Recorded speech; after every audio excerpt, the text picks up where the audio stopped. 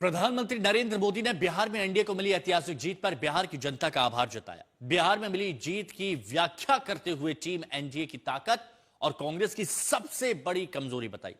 PM Modi ने 42 minute के संबोधन में बिहार में एनडीए की महाविजय जीत को कैसे परिभाषित किया, जीत की क्या वजह गिनाई, वो हम आपको समझाते हैं।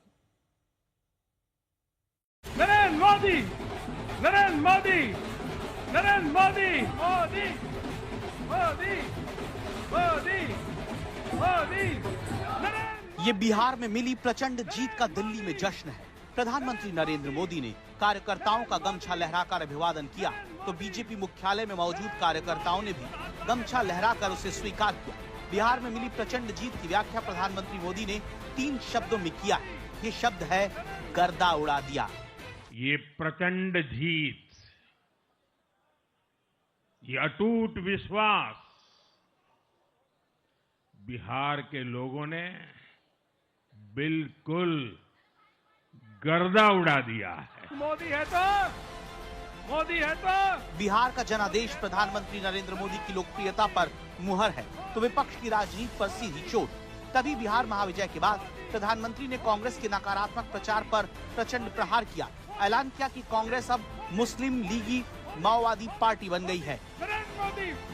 कांग्रेस के पास देश के लिए कोई पॉजिटिव विजन नहीं है। सच्चाई ये है कि आज कांग्रेस, और मैं बहुत गंभीरता के साथ कहता हूं, आज कांग्रेस मुस्लिम लीगी माओवादी कांग्रेस यानी एमएमसी बन गई है।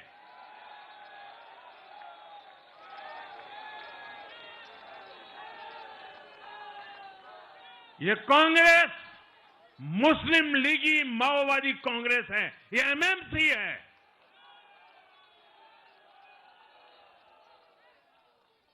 और कांग्रेस का पूरा एजेंडा अब इसी पर चलता है।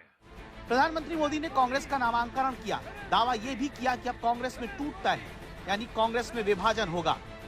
हो सकता है कि आगे कांग्रेस का एक और बड़ा विभाजन हो। और साथियों, कांग्रेस के जो सहयोगी दल हैं वो भी समझने लगे हैं कि कांग्रेस अपनी नेगेटिव पॉलिटिक्स में सबको एक साथ डुबो रही है। और आपको याद होगा, इसीलिए ही तो मैंने बिहार चुनाव के दौरान भी कहा था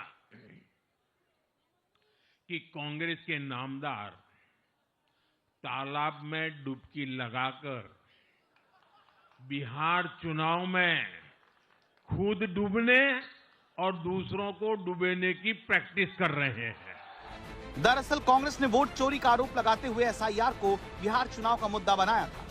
प्रधानमंत्री ने बिहार के जनादेश को कांग्रेस के मुद्दों की हार और एसआईआर की जीत करार दिया। एक और बात सिद्ध की है, अब देश का मतदाता, खास तौर पर हमारा युवा मतदाता, मतदाता सूची के शुद्धिकरण को बहुत गंभीरता से लेता है। बिहार के युवा ने भी मतदाता सूची शुद्धिकरण को जबरदस्त तरीके से सपोर्ट किया है। जीत बिहार में मिली, लेकिन मोदी ने दिल्ली की धरती से यह भी ऐलान किया कि अब अगला लक्ष्य बंगाल विधानसभा चुनाव है जो अगले साल होने हैं। यानी मोदी का एजेंडा एकदम स्पष्ट।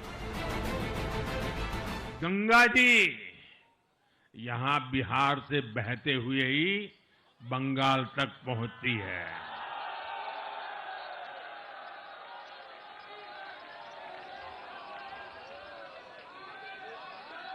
बिहार ने बंगाल में भाजपा की विजय का रास्ता भी बना दिया है।